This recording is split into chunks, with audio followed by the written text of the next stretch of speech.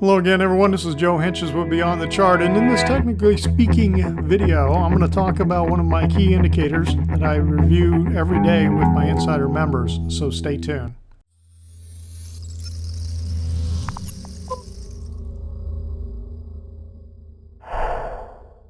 Okay, so we're going to take a look at the NYSE 52-week new high minus new lows, and I look at this indicator for two reasons, okay? Short term, it can help me with divergence on the market to confirm a turn or not confirm a turn. And then the other thing is overall weakness that's showing up in the market where it doesn't confirm the fact that, you know, the indices are moving to new highs, that type of thing, and that the market is getting weaker. So let's just step back. We're looking at data from 2005 all the way to 2016. Today is May 10th. This is the data through May 9th. You can see the non-confirmation that occurred back here from November 2006 into, where is this rally point? This is October 2007. That's when the stock market peaked at its high back here before the 2008 financial crisis and kind of a crash in this area. So you can see that the new highs minus new lows continued to weaken and weaken and weaken, and then we started getting a whole heck of a lot of selling. Now the same thing happened back here in 2000. Now this reading here at 687, it's kind of like a momentum high that kicked off the whole new move after the 2008-2009 deal where it bottomed in 2009.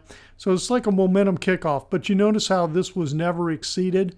This reading, 687 for a day, was never exceeded by the entire bull market for the next 7 years. Has it been 7 years already? Yeah, it's been 7 years. And so you can sit back and look at this, and you can see the peak here in 2010, and you can see how it, it weakened in here before the 2011 sell-off that happened when we had the big government financial crisis that we had, August, September, July, August, September of 2011.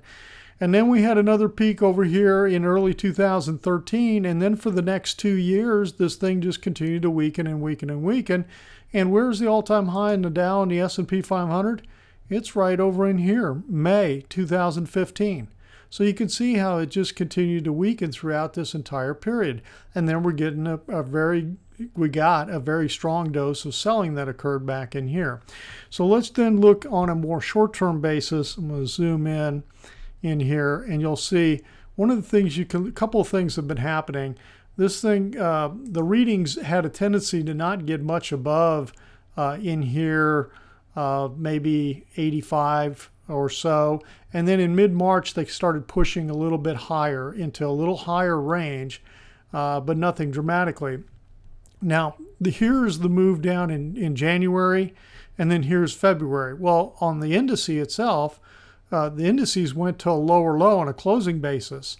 The February low was lower than the January low. So we had strong non-confirmation in here that the market was not as weak as the indices were indicating. And so the bottom formed and the rally took off for the next couple of months. And so that's one of the things I like to look for. The same thing happened back over here August at the end of September.